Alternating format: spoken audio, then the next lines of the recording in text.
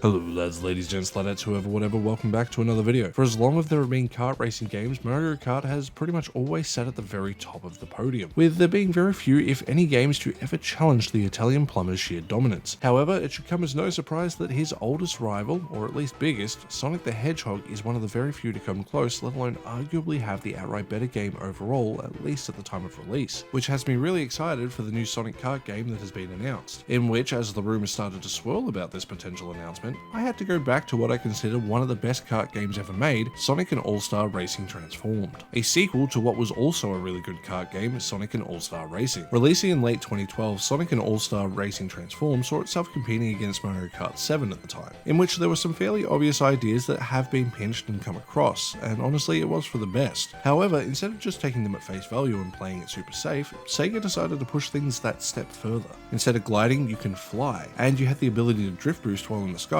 keeping the pace of the actual race going. Instead of underwater sections that realistically, although a nice visual touch, didn't really change the loop of Mario Kart, Transformed had boating sections instead. Again, like the flying sections, allowed for the drift boost mechanic on water. It could have stopped there and still been considered one of the better, if not best, kart games that are out. However, Sega did not sit on their hands and decided to push even further. Instead of doing a bog standard Grand Prix mode, Transformed saw itself having a pretty expansive campaign, consisting of several races per level, with branching paths the further you get in. However, instead of being nothing more than just standard races, there are several different types for you to partake in. Yes, you do have your traditional 3-lap race. However, you also have things like the Boost Challenge, which is basically a time trial that sees you trying to get to checkpoints before time runs out. There are sprint races that are a single lap time trial where you have to beat a specific time that is set. There's pursuits that see you trying to take down an enemy tank, but instead of being on a timer, you have a health bar and you need to survive them firing at you as well. Ring Race, a flying level that sees you trying to hit all the checkpoints. Traffic Attack that sees you avoiding as much traffic as possible while also covering as much distance as possible in order to keep your timer filled up. And finally, Versus Mode, which on paper seems pretty straightforward because all you need to do is race and stay in front of your opponent until the timer counts down. However, if you do get far enough ahead, you will automatically win. Just keep in mind you have to beat 3 races back to back to back. Now, I might have missed a race type that's there, but you get the idea.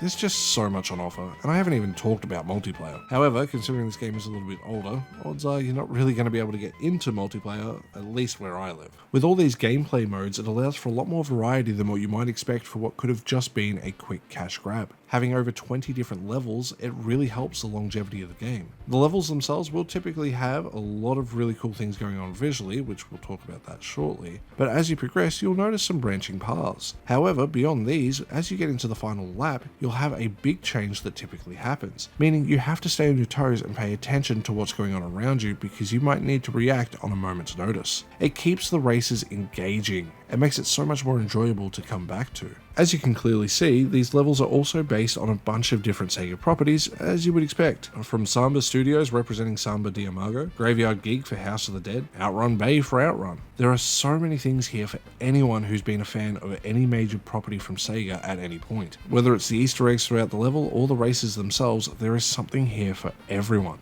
Now, I will note that I played on the PC release for this video, which has several free DLC characters that the console release didn't get as far as I'm aware. It brings up the total of playable races to over 30, which is really damn respectable. Add this along with the different types of cars that you can race with, which you will unlock by leveling up your races, by just using them, and you end up with more replayability than you could ever ask for. So you've jumped into a race, what can you expect? Well, for the most part, it's no different from what you would expect from any good kart racer. Obviously, we need to complete laps and try to come first.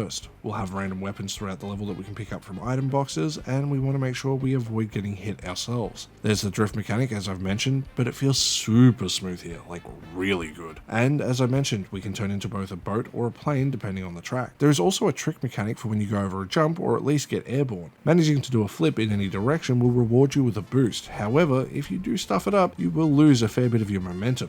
It's a nice little risk-reward system. Overall, it's nothing that different at its core, but its super tight controls make it feel so freaking good to play. Another thing that helps this game stand out is its incredible presentation. It holds up to this day. With the exception of Alex the Kid, he is terrifying. The use of beautifully bright colors and really well lit stages makes this game stand out amongst even the most modern kart races. Characters, karts, and levels all look incredible. They're all extremely bright and colorful as well, making this game really pleasing on the eyes. The game's soundtrack backs this up as well, with most songs being themed after each level. All of them have a wonderful bouncy energy where required, and it really helps sell the fun factor of this game. Because when you combine all the different factors, music, visual, gameplay, characters, and levels, this game does as good as any game could ever hope for when it comes to delivering the fun. Initially when playing, I only aimed to do a handful of races and a little bit of the World Tour mode to get my footage, because I've played this game in the past for quite a lot of hours. However, before I knew it, the game had its hooks in again, and I sat there for nearly 3 hours in a single session. For those who don't know, I only typically play games for an hour or two at most at any given time, because I need to get up and do other things. I have a bad back and I'm an old man.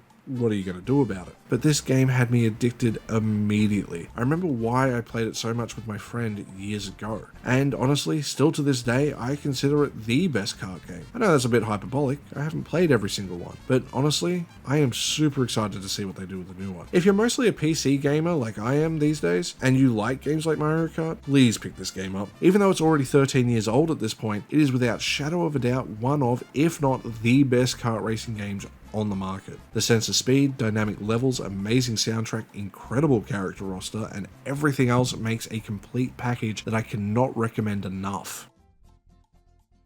So with that, lads, ladies, gents, ladetts, whoever, whatever, it brings us to the end of another video. I hope you enjoyed this look at Sonic All-Star Racing Transformed. I can't tell you how many times I stuffed up that name. That's probably the biggest issue with the game, is its title. It is still incredible, and if you can get it and play it with friends, I highly recommend it. If you enjoyed the video, please consider hitting that like button. If you want to go that extra step, you can hit that subscribe button. If you want to go that extra mile, you can support me on Ko-fi, Patreon, or YouTube memberships like these lovely people here.